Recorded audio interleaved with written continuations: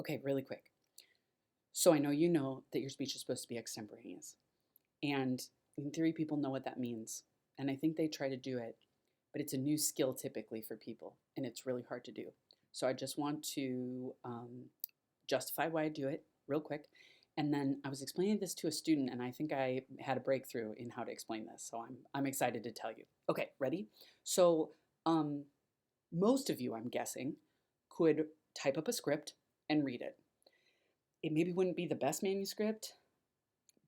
It would probably be written more like an essay instead of, written for us to hear, but you could do that, right? Um, but this isn't writing. This is talking. So I don't want you to write a script. I don't want you to write an essay. I want you to talk. So often what happens is people say, okay, but I can't really do it until I have every word. I will write every word and then I will move it to notes. And that doesn't typically work. So let's think of it this way. If you were going to write an essay, let's say for English class, and you didn't want to type it, you wanted to talk out your thoughts. Imagine if you talked in a recorder, right? You talked in a recorder, and then you had somebody transcribe it. Maybe you transcribe it, and then you turned it in word for word how you talked it. You wouldn't do that.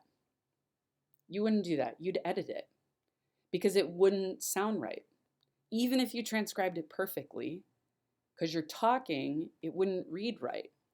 But what happens is people write something and then they just practice talking it, or they try to move it into notes without making changes. Why would you write it first if the goal is to talk it? So the reason that I try to teach extemporaneous speaking is because I want to teach you this new skill. I basically want to teach you how to talk in an organized fashion. Now, could you write a manuscript? Yes. And for some speeches, and even some speeches I assign, that is understandable.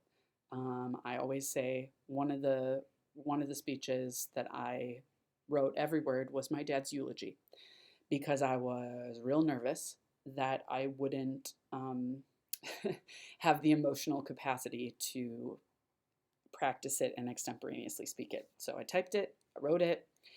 By that point, I had a lot of speaking training, and so I knew it would sound good, and I changed things kind of as I went, and it was great.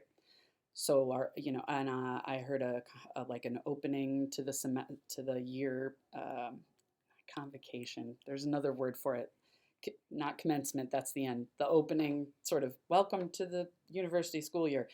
Uh, English professor. She's clearly used to writing speeches. I mean, it was excellent.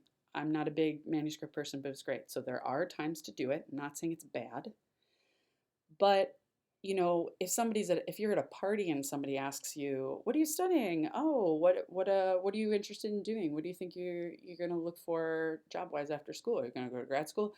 You're not going to be like, "Hold on, type it up, come back to the party, read it." I want to teach you the skill of organizing things in your head, making notes, and then eventually you can do it from memory, depending on the topic, from knowledge, right? So uh, think about, instead of typing every word, the idea is you're gathering information, right? And you're writing it down or collecting your sources somehow. And then I like to go through and it's like, okay, what are the key points? What are the things I want to cite or note?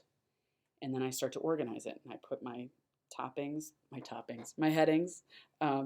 topics is what I meant. Topics and headings was what I combined there.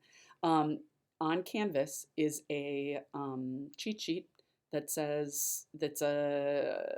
template for an outline. So if you want to go find that, it's at the other resources at the bottom in that module.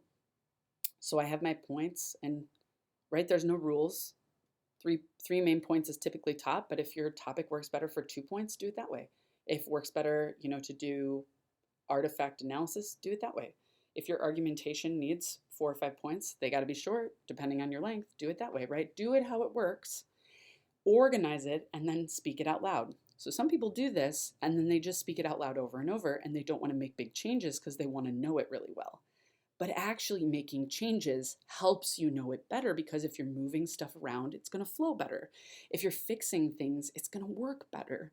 You want to use your practices to make your speech better, and always time your practices. Always time your practices. That way you're literally it's like editing, but you're doing it with talking instead of typing. So instead of typing every word, you're talking every word. And then you're editing. You're going, okay, that didn't sound right. I'm going to move this point, or I'm going to do that. Oh, I need to tell them why before I tell them how, right? And then you move it. So those are my tips. And why I'm making you do this ridiculous thing? Because if somebody asks you to like come back to your high school or and talk about an extracurricular year or your college experience, right? Like if somebody asks you to speak at church, if somebody asks you to give a toast, right? Maybe you'll write down every word, but probably, especially if it's something you're used to talking about, like a lot of work presentations, you'll have some notes and then you'll try to quote wing it. I want you to practice how you get better at knowing what to say and talking.